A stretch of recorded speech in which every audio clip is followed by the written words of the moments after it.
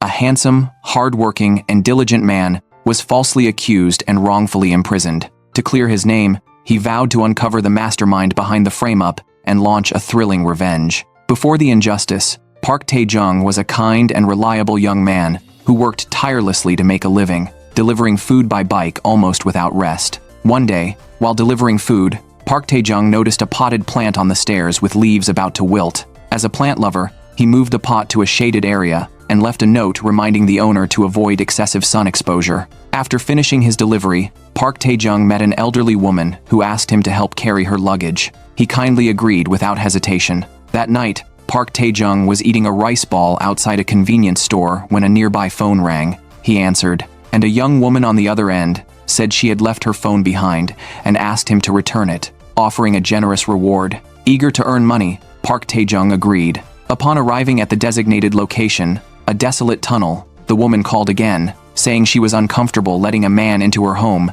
and asked him to leave the phone in a phone booth inside the tunnel. Park Tae-joong followed her instructions, took the reward, and left, unaware that this night would mark the beginning of a nightmare. Days later, on a rainy day, Park Tae-joong was busy moving rain-soaked plants indoors when there was a sudden knock at the door. To his shock, it was the police, who arrested him on charges of sexual assault and murder. It turned out a young woman had recently been murdered and dismembered, and the police had seemingly identified Park Tae-joong as the suspect. He protested his innocence, but the police only emphasized the severity of the situation and refused to release him. Soon, Park Tae-joong's girlfriend and friends all learned about his arrest. His friends came to visit and told him that his personal information had been leaked online. They urged him to hold on, saying they would do everything they could to help him outside. Later, his girlfriend came to see him. Facing her, Park Tae-joong shouted that he was innocent, insisting he had never committed murder. His girlfriend believed in his character and promised to do everything she could to get him out.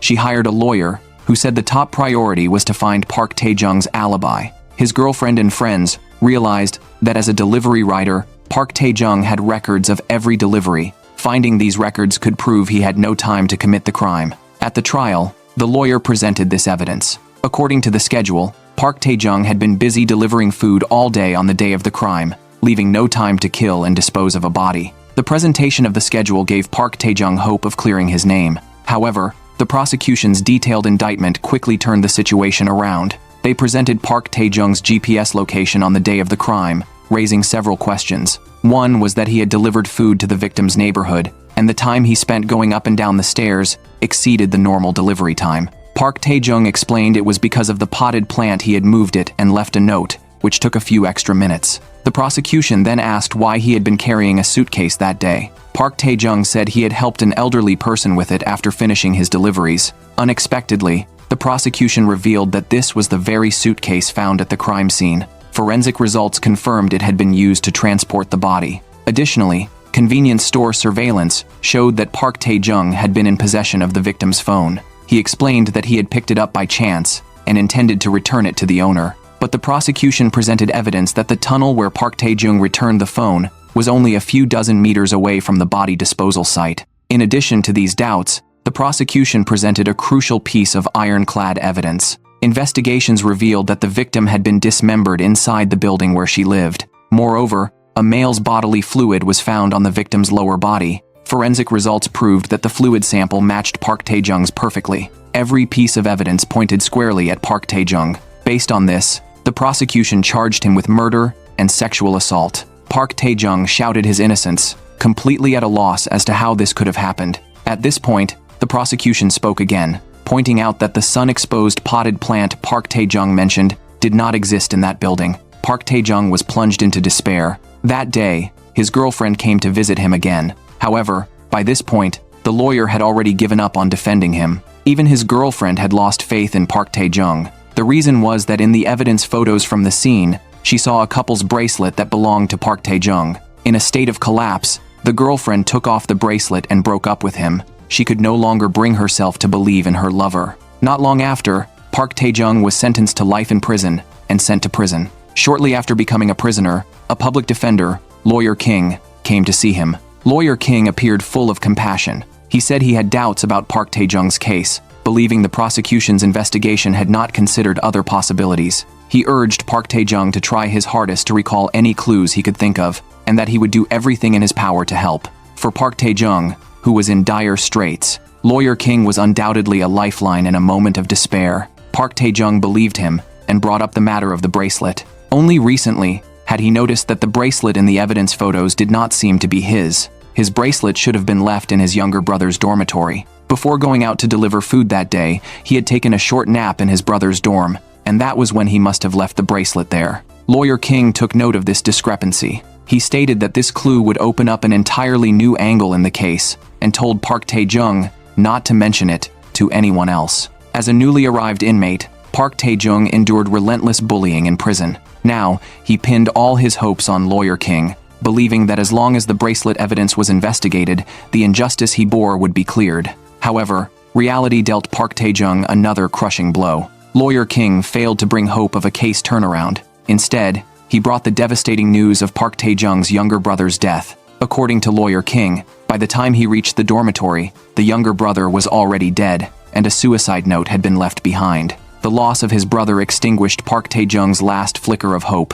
That night, in despair, Park Tae-joong chose to end his life. Yet, as he closed his eyes, he seemed to see his beloved younger brother and hear him urging him to live on. Holding on to this faint glimmer of hope, Park Tae-joong attempted suicide 3 times but failed each time. Enduring pain and despair, Park Tae-joong now existed like a walking corpse, merely surviving. His friends visited every month, but he refused to see them, having lost all faith in life. On Easter, the prison church held an event, and Park Tae-joong was taken there by the guards. The acolyte, No Young-sik, who was also a prisoner, handed Park Tae-joong a piece of cake. Using Christian words, he comforted the hollow shell that was Park Tae-joong, urging him to live on, even if he couldn't adapt, as if he were already dead. He advised Park Tae-joong to consider the time that followed a gift from God, and to do everything he had ever regretted not doing. No Young-sik's words struck a chord in Park Tae-joong's heart, and he finally broke down in tears. In the long, lightless time that followed, Park Tae-joong became a follower of Christ. While silently enduring the bullying of his fellow inmates, he threw himself into life with all his might. He read, exercised, and obtained technical certifications. He also planted seeds. Gradually, spring arrived. The certifications Park Tae-joong had earned had piled up like a small mountain, and the seeds he had sown had sprouted. Due to his daily workouts, he had become increasingly resilient and tough. 5 years had passed in the blink of an eye. The saplings Park Tae-joong had nurtured had now grown into a full nursery. The prison guards regarded him as an expert in plants, and often came to seek his advice whenever they encountered plant-related issues. Park Tae-joong had managed to endure, largely thanks to No Young-sik, who had often looked after him and treated him as a friend. But this day, No Young-sik was about to be released. Park Tae-joong felt a deep sense of loss as he bid farewell to his only friend, bowing deeply to him and loudly expressing his gratitude for No Young-sik's care and companionship over the years.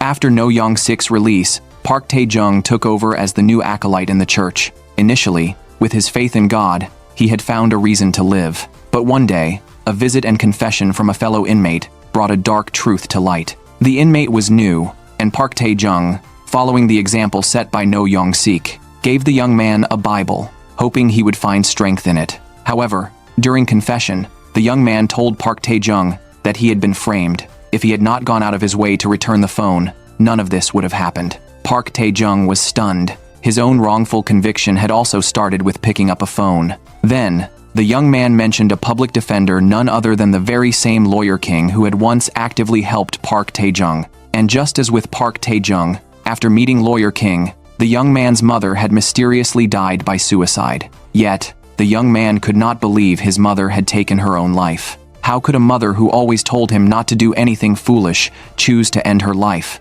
The young man's account left Park Tae-joong deeply shocked. Every detail of his story, the way he had been wronged, was almost identical to what had happened to Park Tae-joong. From this point on, Park Tae-joong began to re-examine his own case. The very next day, the young man who had confessed to Park Tae-joong died in prison also by suicide. By this point, Park Tae-joong was almost certain that behind both his own wrongful conviction and that of the young man, there must be a dark hand manipulating everything. Driven by this realization, Park Tae-joong actively reached out to Lawyer King, falsely claiming to have thought of additional clues. During their meeting, Park Tae-joong confronted Lawyer King, stating that he did not believe the similarities between the two cases were mere coincidences. As expected, after a round of questioning, Lawyer King dropped his disguise and revealed his true nature. With a sinister smile, he admitted that the entire case had been fabricated. The conspiracy had begun in secret from the moment Park Tae-joong picked up the phone. Later, Park Tae-joong's younger brother found his bracelet in the dormitory,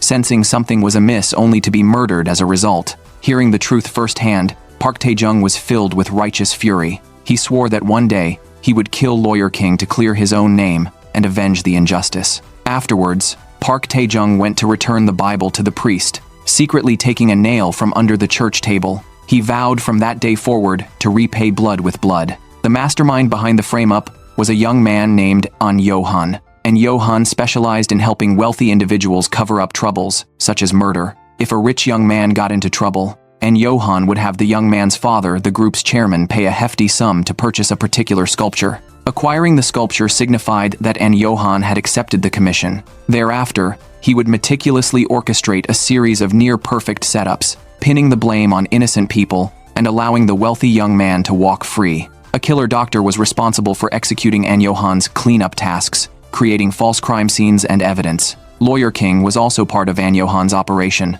At the same time, while Park Tae-joong in prison was executing a secret plan. During this time, using his skills, Park Tae-joong no longer feared the prison's top inmate, even beating his opponent into submission and warning him not to provoke him again. The prison's top inmate, nicknamed Principal, had originally intended to eliminate the increasingly powerful Park Tae-joong. However, the warden privately approached him, hinting that he should not act recklessly. The two of them had been secretly involved in murderous activities within the prison, but with the recent death of the wrongfully accused young man, the warden, fearing a major scandal, instructed the principal not to cause any more trouble for the time being. After being released, No Young-sik took over his father's repair shop, barely making ends meet by fixing appliances. Learning from the priest that Park Tae-joong had returned the Bible, No Young-sik grew concerned and met with him, worried that Park Tae-joong might be giving up on himself. Park Tae-joong shook his head and chose to confide his plan to No Young-sik. He was going to escape.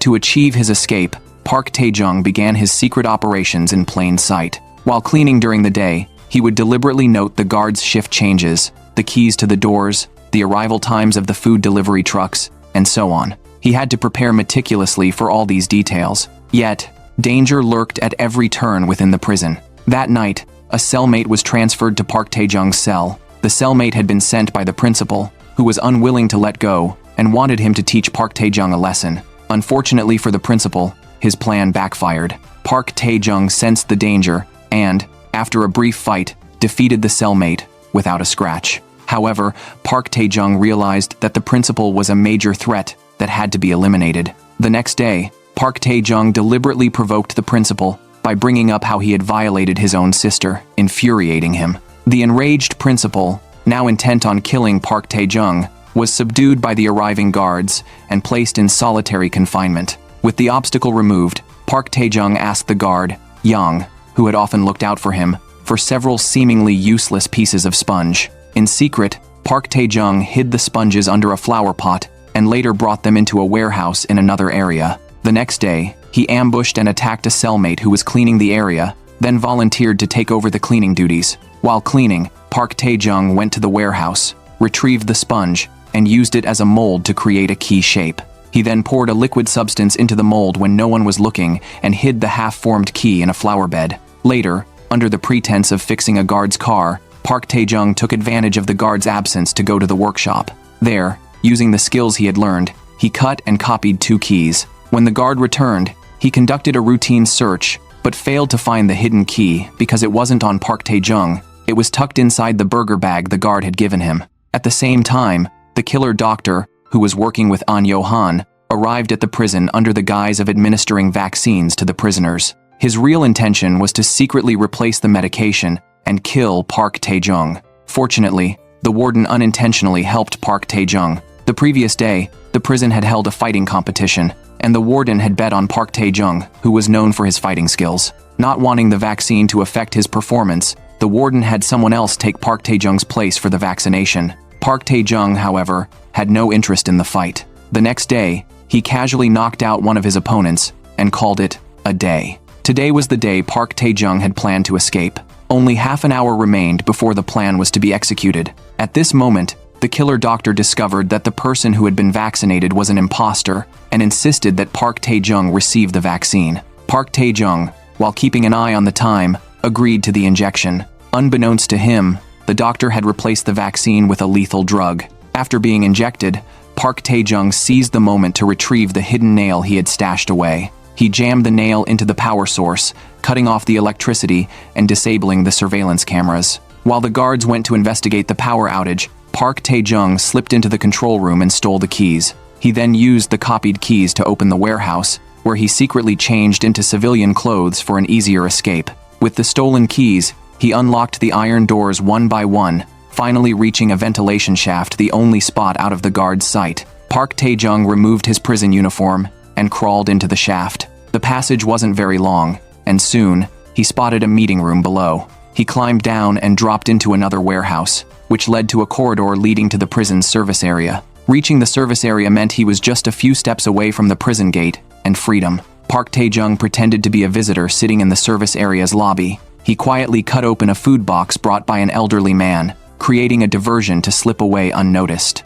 Thanks to his meticulous planning, Park Tae-joong actually made it out of the service area's door. Regrettably, the moment he stepped outside, the drug's effects kicked in, making the world spin around him. He ultimately collapsed at the entrance, foiling his escape.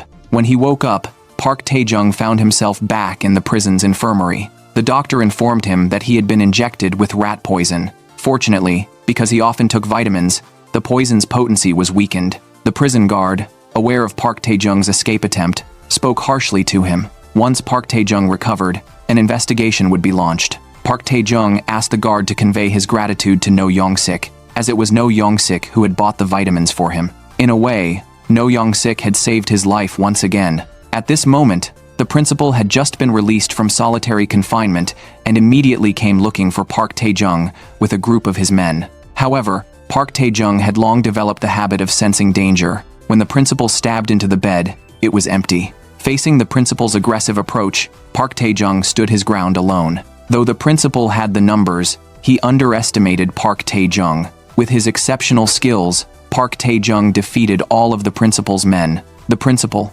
wielding a sharp weapon, lunged at him. For survival, Park Tae-joong fought like a raging beast. After a few rounds, he overpowered the principal and launched a fatal attack on his vital point. Afterward, Park Tae-joong was placed in solitary confinement. During this time, he once again saw the illusion of his younger brother. He apologized for failing to protect him and swore to kill the one responsible for his brother's death. That very night, Park Tae-joong and several other inmates were blindfolded, beaten by the guards, and then taken in a secret van to an unknown location. This was also part of An Yo-han's plan. An Yo-han had extensive connections in the political world. The day before, he had approached the police chief, who then ordered the prison warden to comply with An Yo-han's every request. An Yo-han handed the warden a proposal to secretly extract over a dozen high-risk prisoners from the prison. As payment, An Yo-han tossed the warden 2 pieces of gold worth hundreds of millions. The greedy warden readily agreed. Later, the warden gathered several guards,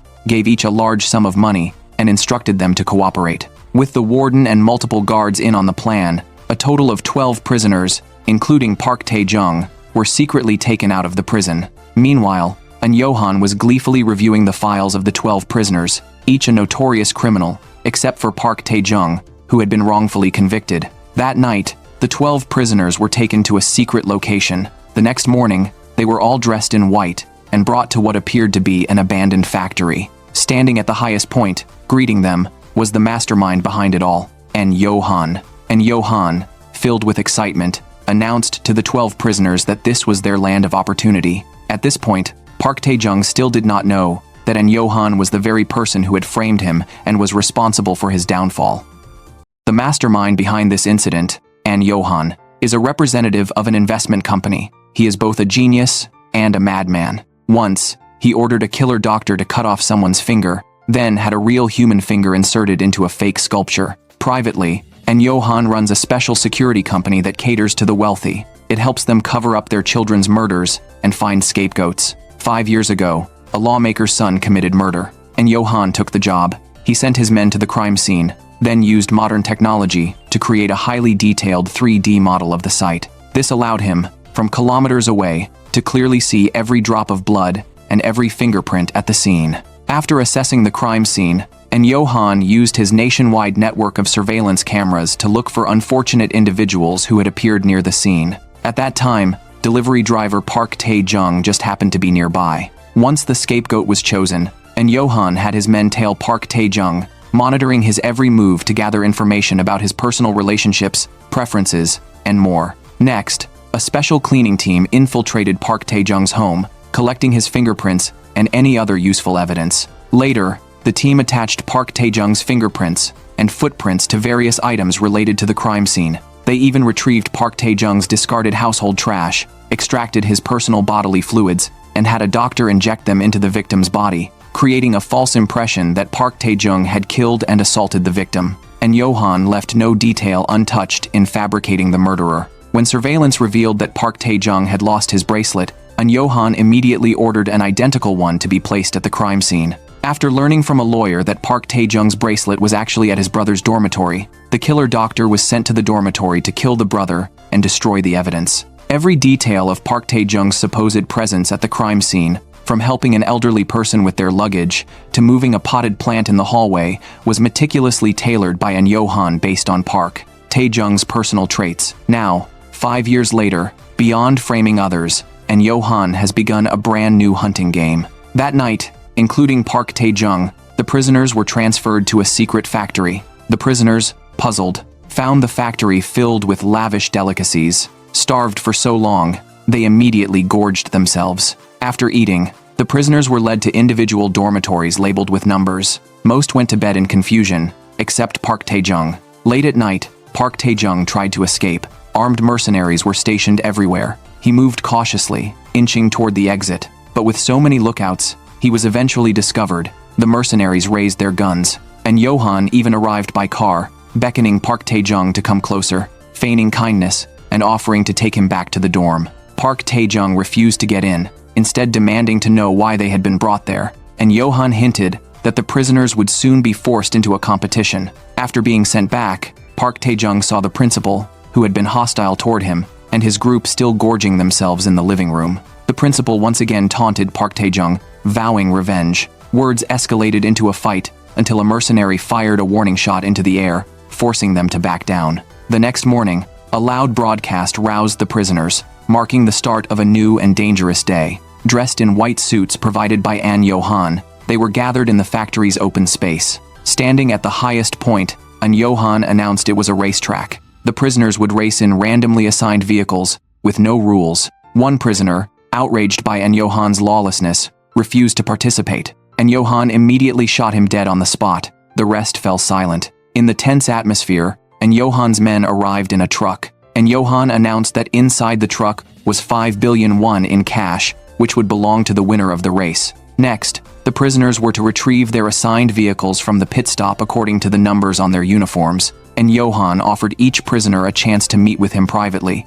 inviting them to see him if they had any questions. Besides the participants, Johan had invited 2 spectators, one of them being Mr. Beck, the lawmaker's son who had committed murder years earlier. Johan explained to Mr. Beck that the race was a dogfight, similar to the bloodshed in ancient Roman arenas, and he wanted Mr. Beck to witness this fight of trapped beasts in person. Afterward, he planned to expand the competition into a global underground business, forcing more prisoners into the arena and attracting wealthy bettors. Later, the prisoners went to the factory's pit stop to collect their vehicles. Since the assignments were random, each received a car of vastly different makes and conditions. Some got top-tier sports cars, while others ended up with dilapidated sedans. Among the prisoners, the tattooed man was the first to request a meeting with Johan. He bowed respectfully, proposing a long-term partnership and offering to become Johan's most obedient toy. The principal also met with Johan. If he won the race, he asked for a different reward. He wanted Park Tae-joong dead.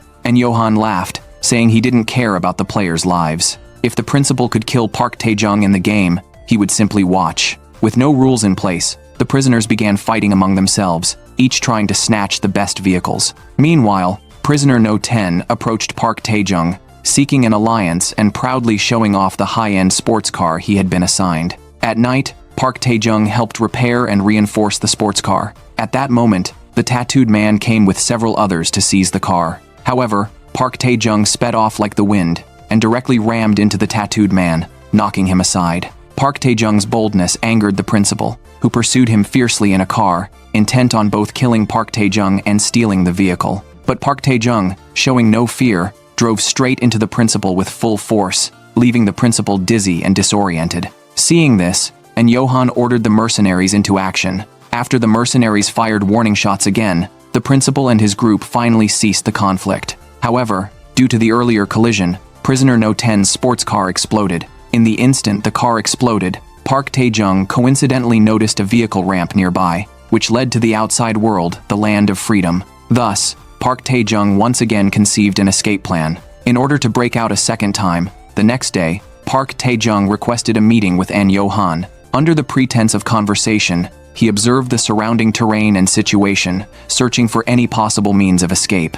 The race was scheduled for the following day. That night, Park Tae-joong fully modified his car. With the technical licenses he had obtained during his 5 years in prison, he was already highly skilled at repairs and modifications. The next day, the prisoners speculated wildly about the upcoming race. The tattooed man cast his gaze toward Park Tae-joong. Based on Park Tae-joong's past performance in prison, the tattooed man was certain that Park Tae-joong would be the final winner even if he were driving the worst car. For this reason, the tattooed man and his companions agreed that they would do everything possible to eliminate Park Tae-joong. And Johan contacted the tattooed man, accepting his proposal for a long-term partnership. He mentioned that he had placed a gift in the tattooed man's car, hoping he would use it to make the race more interesting. When the race began, the prisoners drove their respective cars to the arena one by one. Before the start, An Johan once again emphasized that there were no rules in the race, which meant that every driver could do whatever it took to win. As the drivers prepared, inside the highest room, the lawmaker's son, Mr. Baek, and others rolled up their sleeves and began placing bets. With the sound of tires screeching against the ground, a fierce battle for life and death officially began. Thanks to the modified vehicle, one prisoner pressed hard on the accelerator, only for the car to suddenly catch fire and explode halfway, killing the driver on the spot. Seeing this, the lawmaker's son clapped his hands and shouted that the game was thrilling. However, An Johan's gaze fell on Park Tae-joong. Ever since Park Tae-joong met with him the day before, An Johan had felt that Park Tae-joong seemed very familiar. Recalling what Park Tae-joong had said, An Johan suddenly remembered that Park Tae-joong was the scapegoat he had personally framed and wrongfully imprisoned 5 years ago. After confirming this, An Johan ordered the tattooed man to eliminate Park Tae-joong on the track. Upon receiving the command, the tattooed man pursued Park Tae-joong relentlessly. The other prisoners, also seeing Park Tae-joong as a threat, chased after him from behind. However, the large number of pursuers caused chaos,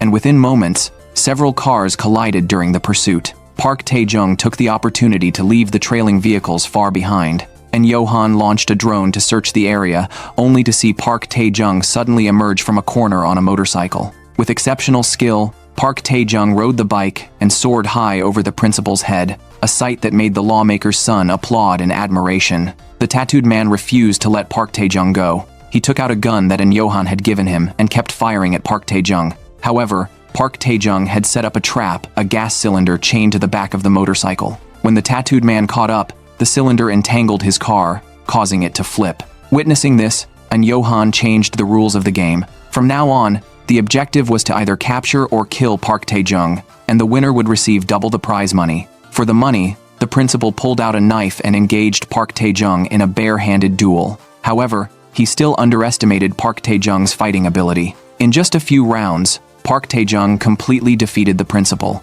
Up high, the deranged An Johan grabbed a sniper rifle and kept firing at Park Tae-joong. Park Tae-joong took cover while hopping on a motorcycle. Noticing Park Tae-joong's gaze toward the ramp, An Johan suddenly understood the real purpose of Park Tae-joong's visit the day before. To escape, Park Tae-joong smashed open the chain on the gas cylinder, causing it to be thrown and trigger a massive explosion on site. Amidst the bloody flames, Park Tae-joong sped off toward the ramp on the motorcycle. At that moment, An Johan pulled the trigger behind him. Last night, Park Tae-joong spotted the ramp in the racing game, hopped on a motorcycle, and sped away, narrowly avoiding An Johan's bullets, before landing safely on the riverbank. After escaping, Park Tae-joong avoided the crowd, and went to his former cellmate No Young-sik's electronics repair shop. Young-sik not only bandaged Park Tae-joong's wounds, but also let him stay and gave him a smartphone. Park Tae-joong visited the columbarium to see his mother and brother, his resolve for revenge growing stronger. To uncover the mastermind behind the frame-up, he decided to start with the deceitful king lawyer. After some searching, Park Tae-joong quickly located the lawyer's hideout and followed him that night, giving the hypocritical man a severe beating. While searching the lawyer's office, Park Tae-joong found a photo and file of a girl. He demanded to know what the lawyer planned to do with the information. Under Park Tae-joong's threats, the lawyer confessed that the girl was a model selected to take someone else's place in prison. The framing process involved stalking her to gather personal details, exactly what Park Tae-joong had endured.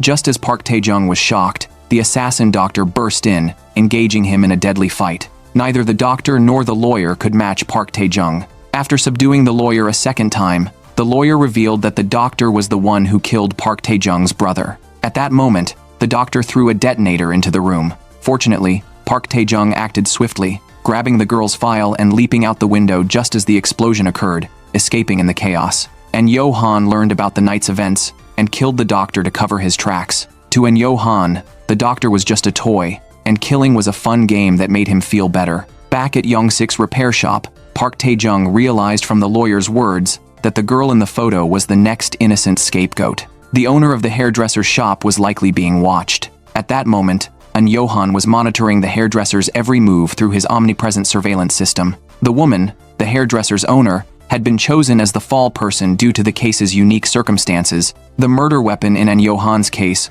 was unusual. He compared it and found its shape resembled hairdressing scissors. After deliberation, he framed the hairdresser as the scapegoat. Meanwhile, Park Tae-joong was trying to help the hairdresser, believing her case held the key to clearing his own name. Park Tae-joong obtained parts from Young-sik, assembled a monitoring device, and installed it on a pole across from the hairdresser's shop. Young-sik gave him money and promised full support. Touched, Park Tae-joong saw Young-sik as his last refuge. Over the next few days, using equipment from Young-sik's shop, Park Tae-joong installed cameras around the hairdresser's shop and hid inside, observing suspicious individuals. One day, a girl stole money from Young-sik. Park Tae-joong subdued her, only to learn she was Young-sik's daughter, No Eun-bi. She was rebellious and demanded weekly rent from Park Tae-joong, even punching him after taking the money. Reviewing the footage, Park Tae-joong spotted a car repeatedly appearing near the hairdresser's shop. He also recalled the victim's phone in his own case. He had never met the victim, yet the phone's location data matched his movements exactly. Based on the surveillance, he noticed a motorcycle tailing the hairdresser almost 24/7. Combining this with his own experience, Park Tae-joong was certain a lost and returned phone scheme would follow. As expected, Park Tae-joong arrived at the hairdresser's to find the owner already out. The owner's daughter told him her mother had gone to return a phone. Fortunately, the owner had left the address before leaving. Park Tae-joong hurried off on his motorcycle, knowing he had to get there before the owner returned the phone. The owner had been tricked into meeting the so-called phone owner at the agreed location. Luckily, just as the woman took the phone, Park Tae-joong arrived on his motorcycle, snatched it away, and sped off, leaving pursuers behind. To Yo-han, Park Tae-joong's escape was a major threat. To find him, Yo-han contacted Officer Hwang, who had been investigated for bribery. Yo-han promised to drop all charges against him, along with a promotion and raise, in exchange for tracking down Park Tae-joong. Officer Hwang first went to the prison to investigate. Inside, kind-hearted prison guard Yang was demanding answers from the warden about Park Tae-joong's disappearance. However, the warden, already in cahoots with Yo-han, had no intention of making the disappearance public and fed Yang lies. He urged Yang to help Officer Hwang secretly hunt Park Tae-joong. Officer Hwang searched Park Tae-joong's former cell and found case files hidden under the bed. Later, he examined the body of King the lawyer, which was badly disfigured in the explosion. Next, the officer planned to visit Young-sik, Park Tae-joong's former cellmate. At Young-sik's shop, Officer Hwang pressed him, but Young-sik tried to cover up his tracks. The officer insisted on searching a certain room, and Young-sik resisted, but luckily, the person inside was Young-sik's daughter. Upon learning the officer's identity, No Eun-bi, with her fiery temper, accused him of trespassing and kicked him out. Park Tae-joong narrowly escaped. Back at Young-sik's shop, Park Tae-joong checked the phone and found its owner was a pianist. Clearly, this person was the victim. The mastermind wanted to create a false impression that the hairdresser had killed the pianist and taken the phone, thus fabricating a fake alibi. Park Tae-joong realized the phone was crucial to this frame-up. Learning that the police had visited, Park Tae-joong initially wanted to leave to avoid causing trouble for Young-sik. But Young-sik wouldn't let him go, believing the officer wouldn't return and that his shop was the safest place for now. Using the pianist's phone, Park Tae-joong took action. He called the woman who had contacted the hairdresser, claiming to have found the phone and demanding money in exchange. The woman, thinking Park Tae-joong was just a petty thief, agreed after getting approval from her superior. That night, the woman arrived at the designated spot with the money bag. Park Tae-joong observed from a distance, instructing her to hand the money to a courier on a bike and then go to a mailbox in a certain building to retrieve the phone. Unbeknownst to her, Park Tae-joong followed her into a secret warehouse. He knocked out a staff member, put on their uniform, and sneaked deeper inside. There, he saw people collecting fingerprints, hairs, and other evidence from various personal items to frame the hairdresser. Park Tae-joong secretly recorded the scene with his phone, but at a critical moment, he received a call from Young-sik. Young-sik had noticed an intruder in the hairdresser's shop through the security feed. The call gave Park Tae-joong away, but he managed to escape thanks to his quick reflexes. Meanwhile, a female assassin working for An Yo-han had infiltrated the hairdresser's shop and was about to attack the owner. Fortunately, Park Tae-joong arrived in time and engaged the assassin in a brutal fight. The two were evenly matched, but with Young-sik's timely call to the police, they managed to bring the hairdresser and her daughter back to Young-sik's shop before the authorities arrived. No Eun-bi was also in the shop, and her gaze fell on Park Tae-joong. She realized he was actually a kind and gentle person. Park Tae-joong showed the hairdresser his investigation materials and told her about the frame-up she was about to face. The hairdresser had nowhere to go. Park Tae-joong and Young-sik persuaded No Eun-bi to temporarily take in the mother and daughter. No Eun-bi, also kind-hearted, let them stay that night. However, recent events made No Eun-bi sense something unusual. She realized Park Tae-joong might not be a ruthless killer. Under her questioning, Park Tae-joong confessed about being framed. No Eun-bi couldn't sleep that night, sighing that Park Tae-joong was actually a pitiable man. Because of tonight, No Eun-bi, who had long been in conflict with her father, gave him her phone number for the first time. Young-sik was overjoyed and immediately saved her number. Back at the shop, Young-sik and Park Tae-joong saw the news. The killer of the pianist was already dead. The two realized the hairdresser wasn't the only scapegoat in this case. Park Tae-joong went to the secret warehouse a second time. This time, he found all the staff responsible for collecting evidence had been killed. From a nearby conveyor belt, an object fell. It was the assassin doctor's head. Next to it were photos of the hairdresser and Park Tae-joong, along with a bag of cash left for Park Tae-joong. Realizing the mastermind was mocking him, Park Tae-joong was furious. A large screen in front of him displayed the son of a congressman, labeled as the real killer, arrogant, and Johan even provided an account name, urging Park Tae-joong to seek revenge. Behind the scenes, An Johan saw himself as a god, orchestrating this grand game. Everyone in the warehouse had been killed by his orders. The day before, when An Johan learned his subordinates had foolishly spent money to retrieve the phone, he immediately ordered the female assassin to kill those in the warehouse. Now, he wanted Park Tae-joong to go after the congressman's son because he was being threatened by the congressman. After Park Tae-joong's escape, the congressman and his son held An Johan accountable, even demeaning him as a servant. And Johan naturally wouldn't tolerate anyone looking down on him, so he planned to use Park Tae-joong to eliminate the congressman. At this moment, Park Tae-joong was consumed by rage, unaware of the extreme danger ahead. After escaping from prison, Park Tae-joong desperately investigates the truth of his wrongful conviction. Following the clues, he tracks down a secret warehouse where he finds all the staff forging evidence have been eliminated. On the large screen inside, the mastermind and Johan leaves a message for Park Tae-joong, instructing him to find Mr. Baek, the son of a legislator, and revealing that Mr. Baek is the real culprit behind the case Park Tae-joong was framed for. To make the game more interesting, and Johan easily hacks into Mr. Baek's social media account, changing it from private to public, deliberately ensuring Park Tae-joong can track him down. Through posts in the account, Park Tae-joong learns Mr. Baek is currently in Busan. Driven by revenge, Park Tae-joong heads to Busan alone. Meanwhile, in Seoul, two police officers continue their search for Park Tae-joong. He calls Officer Yang, vowing to clear his name by catching the real criminal himself. Officer Hwang grabs the phone and hears the sound of a Busan train station announcement over the line,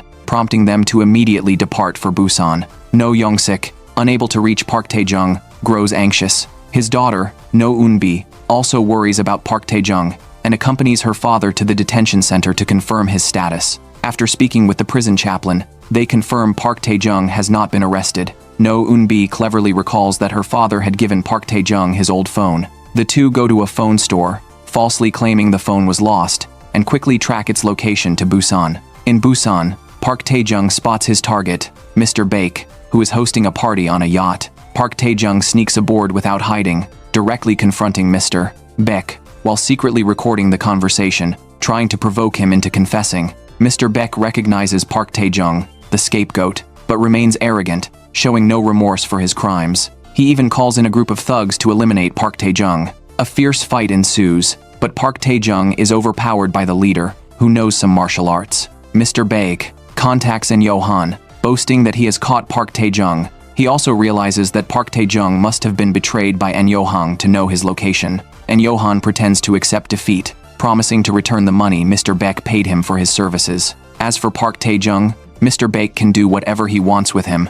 En Yo-han is just such a madman. Today marks the 10th anniversary of En Yo-han's parents' death. Family members gather at the temple to pray for the deceased. His uncle, a psychiatrist, believes En Yo-han must have trauma from the tragedy. En Yo-han plays along with his uncle's expectations, feigning sorrow, but flashes a barely noticeable smirk when turning away. His aunt covets En Yo-han's parents' inheritance and rushes to settle the shares. En Yo-han pretends to be submissive, letting her take charge, but secretly instructs the blind nanny to eliminate all relatives. The nanny brings in assassins, who quickly slaughter everyone. On her deathbed, the aunt remains disdainful. Their conversation reveals the nanny is En Yo-han's biological mother, seen as a lowly outsider by the family, yet the only one he truly trusts. Years ago, fearing she might leave due to mistreatment, young En Yo-han poured mercury into her eyes, blinding her. To the nanny, this was En Yo-han's way of showing love, and she accepted it as her own child. After speaking, the nanny kills the aunt with a weapon. Meanwhile, in Busan, En Yo-han is bound in a ship's cabin by Mr. Baek. Fortunately, No Young-sik and No Eun-bi arrive. As they search, Officer Hwang and Officer Yang approach with their team. In the emergency, No Young-sik and No Eun-bi split up to look for Park Tae-joong, while the officers do the same. A thug alerts Mr. Baek about the police, prompting him to move Park Tae-joong to another cabin, only to find Park Tae-joong already gone. No Young-sik had noticed the ship's abnormality and rescued Park Tae-joong. Officer Yang soon spots them and urges Park Tae-joong to return, promising to help through official channels. No Young-sik retorts that if Officer Yang truly wants to help, actions speak louder than words. Officer Hwang then blocks their path, but No Eun-bi surprises the officers from behind, spraying Officer Yang with a fire extinguisher. With the father-daughter duo's cooperation, Park Tae-joong is safely rescued. Night. Park Tae-joong sleeps in No Eun-bi's house. No Eun-bi looks at Park Tae-joong's gentle expression and is convinced he is not a bad person. The next day, Park Tae-joong thanks No Eun-bi, and their relationship improves significantly. Park Tae-joong repeatedly listens to the recording of Mr. Baek mocking him, trying to find flaws. Officer Yang follows Park Tae-joong's earlier message and goes to a train station locker to retrieve information about Mr. Baek. Mr. Baek calls En Yo-han, suspecting he sent people to take Park Tae-joong. En Yo-han immediately realizes Park Tae-joong has help. Park Tae-joong talks to No Young-sik. Strangely, despite going to Busan for revenge, deep down, he only wants an apology. Hearing this, No Eun-bi is even more certain Park Tae-joong is a kind person. To find Park Tae-joong, Mr. Baek summons more thugs. Park Tae-joong secretly modifies tools to make a gun. Later, Mr.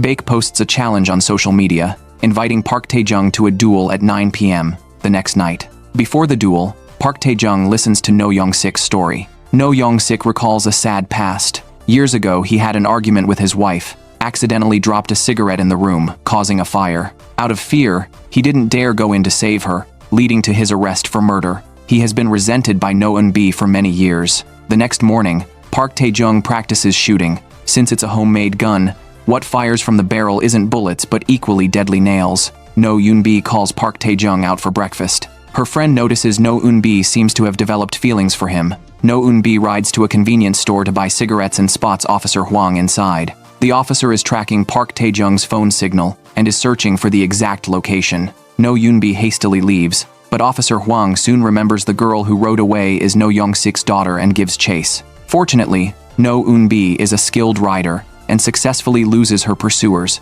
She urgently notifies her father and Park Tae-joong about the police. To help Park Tae-joong, No Young-sik and No Eun-bi take advantage of the officers chasing them, allowing Park Tae-joong to escape along the rooftops and alleyways, riding away on a motorcycle parked there. When the officers finally stop No Young-sik and No Eun-bi, they find Park Tae-joong is not in the car. Realizing they've been tricked, Officer Hwang is furious but helpless. Officer Yang again demands to know Park Tae-joong's whereabouts from No Young-sik, who refuses to cooperate. In his eyes, the murderer Park Tae-joong never existed. He only helped the Park Tae-joong who was risking everything to prove his innocence. Later, No Young-sik and No Eun-bi return home to find their friend unconscious, with An Yo-han standing nearby. Through his surveillance system, An Yo-han had already discovered that No Young-sik and No Eun-bi were helping Park Tae-joong. He couldn't understand why the father and daughter would go to such lengths for a stranger. It was to satisfy his curiosity that An Yo-han had come here. Sensing his ill intentions, No Eun-bi was furious, but neither she nor her father could match An Yo-han's strength. With anticipation for the outcome of his game, An Yo-han left the area unopposed. As 9 p.m. approaches, Park Tae-joong arrives on time, demanding an apology from Mr. Baek. However, Mr. Baek remains arrogant, refusing to apologize and instead mocking Park Tae-joong, even threatening to kill him that night. Furious, Park Tae-joong picks up his gun and charges at his enemies one by one. After several rounds, Park Tae-joong had almost all the thugs defeated. Only the one who had previously overpowered him remained, relentlessly launching deadly attacks. Park Tae-joong had underestimated his enemy. He seized the opportunity and struck the thug's vital point, then grabbed a shovel to deliver a crushing blow. Next, Park Tae-joong urgently chased after Mr. Baek, who was trying to escape, while the remaining thugs pursued him. Under the cover of night, the three parties engaged in a fierce, life-or-death chase through the tunnel. The thugs fired from behind, while Park Tae-joong skillfully maneuvered his motorcycle through the vehicles, dodging bullets. Mr. Baek attempted to ram him head-on, but Park Tae-joong rode up the tunnel wall, skimming along it at high speed while firing wildly into Mr. Baek's car. Seizing the perfect moment, Park Tae-joong ditched his bike and leaped into the thug's vehicle, effortlessly dispatching the remaining goons inside. He then raced against Mr. Baek, the two cars speeding side by side at breakneck speed. At point-blank range, Park Tae-joong shattered Mr. Baek's window and, with the force of a bulldozer, crushed his enemy's car. Just then, a truck emerged from the tunnel. At the last second, Park Tae-joong swerved to avoid a collision. While Mr. Baek was not so lucky his car was crushed by the truck. Park Tae-joong dragged the severely injured Mr. Baek out of the wreckage, pulled out his phone, and demanded a confession. But even on the brink of death, Mr. Baek remained defiant. Then, Mr. Baek's phone rang. The caller ID displayed, Director On. Park Tae-joong remembered clearly during their confrontation. Mr. Baek had mentioned that it was Director An who had orchestrated everything. The caller is An Yo-han. Park Tae-joong answers the phone. An Yo-han makes no effort to hide his identity. Park Tae-joong finally realizes that the arrogant man he encountered is the mastermind behind it all. An Yo-han speaks in a mocking tone, describing the car accident scene where Park Tae-joong is stranded.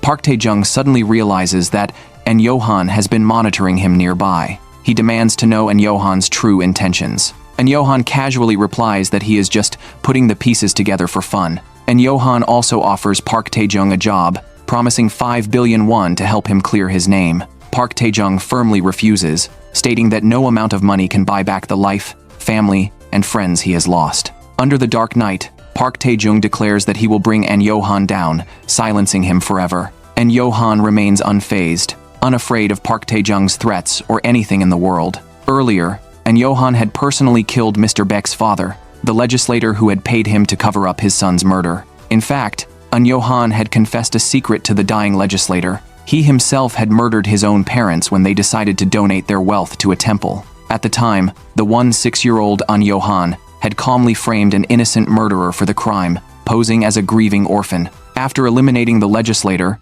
An Yo-han's cleanup team swiftly erased all traces. An Yo-han then boldly enters No Young-sik's home and Park Tae-joong's room, observing everything before burning a family photo of No Young-sik with his wife and daughter. He watches with curiosity, wondering what kind of counterattack Park Tae-joong will launch next. No Young-sik intended to go to Seoul to meet Park Tae-joong. Unexpectedly, Officer Hwang appeared and arrested him on charges of murdering Councilman Bai. Just like Park Tae-joong, who was falsely implicated, this time, the police collected a large amount of so-called incriminating evidence against No Young-sik from his home, such as threatening letters and the victim's DNA. That wasn't all. After his arrest, No Young-sik heard Officer Hwang say they were going to arrest his daughter, No Eun-bi, claiming she was an accomplice. No Young-sik panicked. If his daughter got dragged into this too, he wouldn't let these heartless bastards off the hook. Meanwhile, Park Tae-joong, who had just returned to Seoul from his trip, saw the news about No Young-sik's arrest and immediately realized what had happened. He rushed back to No Young-sik's shop. There, Park Tae-joong noticed a surveillance camera placed conspicuously high up. Clearly, and Johan was openly mocking him from his godlike vantage point. Park Tae-joong furiously smashed the camera to pieces. He then comforted the distraught No Eun-bi, whose emotions were on the verge of collapse. She couldn't understand why her father wouldn't defend himself or deny the accusations. For No Eun-bi, the thought of her father going to prison again was unbearable. Park Tae-joong, with determined eyes, knew he was the one who had gotten No Young-sik into this. He promised No Eun-bi he would resolve everything completely. That night, Park Tae-joong urgently contacted An Johan, demanding to know why he had done this. And Johan casually replied that it was to make Park Tae-joong come to him. Furious, Park Tae-joong yelled, asking what An Johan really wanted. And Johan coldly told him to go to a certain place and open the box in front of him. Inside the box was the knife used to kill Councilman Bai and a blank check. And Johan was giving Park Tae-joong a choice. Take the knife and turn himself in to save No Young-sik, or take the money and join him. To An Johan, Park Tae-joong, No Young-sik, and all the other innocent people who had been framed were nothing but ants being trampled upon. He had merely stepped on one of them, so naturally, he felt no need to apologize or bow to such insignificant creatures. Faced with a man who was almost completely devoid of humanity, Park Tae-joong was on the verge of despair. Meanwhile, inside the detention center, No Young-sik was also in a desperate situation. His mind kept replaying memories of his time with his daughter. Back then, after he was sent to prison, she would often visit him, her face always bearing the scars from fights with classmates because they had said bad things about her father. To protect No Eun-bi and prevent her from being pointed at and gossiped about, No Young-sik sternly demanded that she never call him dad again, as if he were not her father at all. A few years after his release, No Young-sik had expected his daughter to resent him, but in fact, despite her sharp tongue, No Eun-bi had still allowed him to move into her home. Once, by chance, No Young-sik overheard a conversation between his daughter and her friend, and he learned that she had actually missed him terribly. But now, looking at the exhausted ants scurrying on the ground, No Young-sik was filled with profound sorrow. The next day, No Eun-bi went through great difficulties to visit her father in the detention center. No Young-sik repeatedly warned her, if anyone asked her anything, she must not answer. And soon, in order to protect his most precious daughter, No Young-sik was forced to admit to a crime he had never committed, confessing to the so-called murder. When Officer Yang saw the news of No Young-sik's confession, he sensed something was wrong and immediately went to see Officer Hwang, who was in charge of the case. After all these days of investigation, Officer Yang knew better than anyone that No Young-sik was absolutely not the killer. He scolded the corrupt officer, telling him to stop, but Officer Hwang remained unshaken, reminding Officer Yang that he was just a prison guard and not to overstep his bounds. Later, Park Tae-joong turned himself in at the police station, bringing the murder weapon used to kill Councilman Bai. With Park Tae-joong arrested, No Young-sik was released. For Park Tae-joong, he was willing to risk his life to protect No Young-sik, who was like family to him. When No Young-sik returned home and was reunited with No Eun-bi, she finally let go of her tough act in front of her father, who had miraculously escaped death. She revealed the most genuine emotions in her heart. She was so afraid that her father would be taken away again. Yet, the surrounding threats continued to loom. Upon learning that Park Tae-joong had chosen to turn himself in, and Johan showed up at the detention center to meet him, he couldn't understand why Park Tae-joong would go to such lengths to protect No Young-sik. Park Tae-joong didn't answer, for the truth behind the question was too simple for An Johan to grasp. Park Tae-joong realized that An Johan was a madman who viewed people as mere ants, a child who loved playing games and never grew up. His words had stripped An Johan of his facade. In a twist, An Johan contacted the prison warden, demanding that Park Tae-joong be killed on the day he was transferred to prison. To An Johan now, Park Tae-joong was nothing more than a discarded toy. Soon after, Officer Yang arrived at the police station to handle the transfer, escorting Park Tae-joong to the prison van. During the ride, their conversation confirmed Officer Yang's suspicions. Park Tae-joong had indeed confessed to protect No Young-sik. At a rest stop, while another guard went to the restroom, Officer Yang made a daring move. He drove the van away. Upon reaching a certain location, he freed Park Tae-joong from his restraints and told him to meet a minivan parked nearby. Earlier, Officer Yang had found documents in Park Tae-joong's locker that exposed the group's scheme to fabricate evidence and frame him. The night before, he had also overheard the warden on the phone, learning of the plan to eliminate Park Tae-joong. Officer Yang could no longer stand by. Though he was just a prison guard, he had reached his limit by helping Park Tae-joong escape. After his release, Park Tae-joong approached the minivan at the end of the road, where No Young-sik and No Eun-bi were waiting. Having endured so much, the three of them refused to give up. This time, they were determined to bring An Yo-han down once and for all. To carry out their counterattack plan discreetly, Park Tae-joong took No Young-sik and his daughter to an abandoned greenhouse. This was the place where he once planned to open a shop. Park Tae-joong set his sights on an upcoming sculpture auction. The owner of the sculptures was An Yo-han. Publicly, An Yo-han was a famous sculptor who had anonymously held several auctions for his works. According to Mr. Baek's previous testimony, murders often occurred within 10 days before or after an auction, and the so-called culprit would be caught within a week. Park Tae-joong analyzed that whenever An Yo-han accepted a commission, he would demand the client pay a huge sum to bid on his sculpture as payment. Furthermore, these sculptures were also portraits of the scapegoats. One of the sculptures depicted Park Tae-joong, who was wrongly imprisoned. The next auction was tomorrow. The piece to be displayed would be An Yo-han's 100th work. The nanny decided to buy this piece as a memento, so she bid a sky-high price of 9 billion. However, later, a mysterious person started bidding frantically, driving the price up to 10 billion. And Yo-han went to meet this mysterious person. As he expected, it was Mr. Baek. A few days earlier, after the chase with Park Tae-joong in the tunnel, Mr. Baek was injured but did not die. Yesterday, Park Tae-joong went to see Mr. Baek in the hospital room. He promised that if Mr. Baek followed his instructions, he would let bygones be bygones. Mr. Baek was cowardly and feared death. He had also guessed that An Yo-han was responsible for his father's murder. Thus, he decided to seek revenge. He used his connections to bring in the police and had An Yo-han arrested on suspicion of murder. Even with An Yo-han arrested, Park Tae-joong did not let his guard down. He knew very well that with An Yo-han's network of connections, he would probably be released within a day. So Park Tae-joong teamed up with Mr. Baek just to buy time. The real challenge was next. Park Tae-joong had to find the decisive evidence to convict An Yo-han.